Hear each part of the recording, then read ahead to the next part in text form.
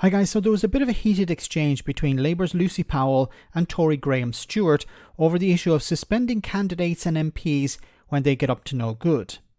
So Graham was going on the attack over what he hopes will show Labour in a very bad light following the suspension of a candidate for a by-election.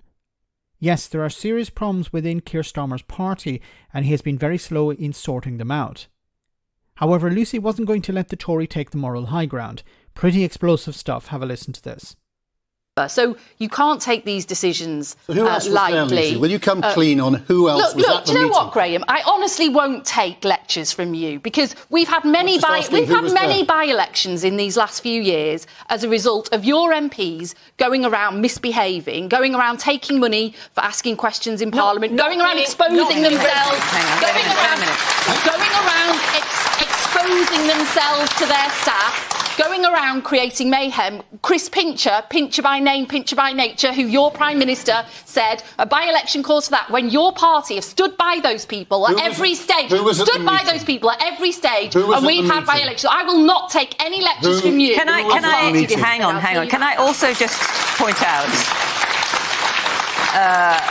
that the Conservative Party has suspended a Conservative mayor and council in Salisbury over alleged anti-Semitic remarks on WhatsApp. So just for balance. And who was at the meeting? That's the interesting question. It wasn't a Labour Party meeting, as you know.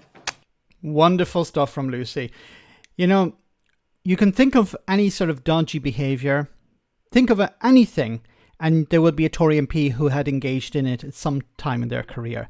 Now, when it comes to punishing people, of course the Conservatives will not punish immediately MPs for engaging in dodgy behaviour, taking money for questions or exposing themselves to members of their team or to other MPs or other members of the political party.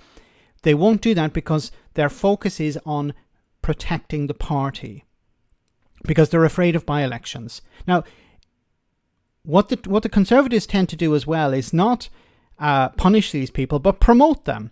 Chris Pincher, he was a former chief whip. Peter Bone, who I think Lucy is talking about here, he was promoted under Boris Johnson.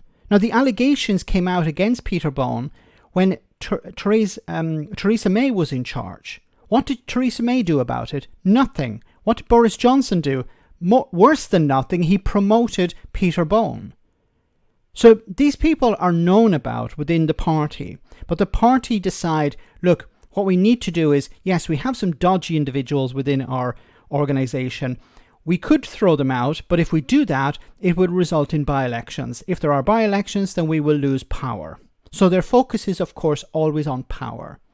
And they will try and sweep things under the carpet. They will try and ignore members of staff who raise concerns or talk about real issues facing them from, MPs or their bosses or whatever.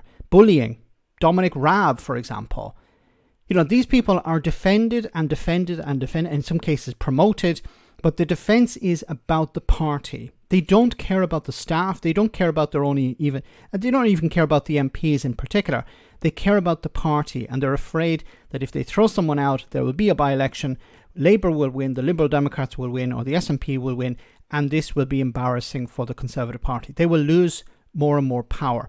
And if they have to suspend one person for doing something dodgy, then they'll have to suspend somebody else for doing something similar. So if everyone is on the take, or if everyone is engaging in abusive behaviour, then those people, when they're sacked, will say, well, what about this person, or what about that person? You're sacking me, but this other person in the party is doing something worse.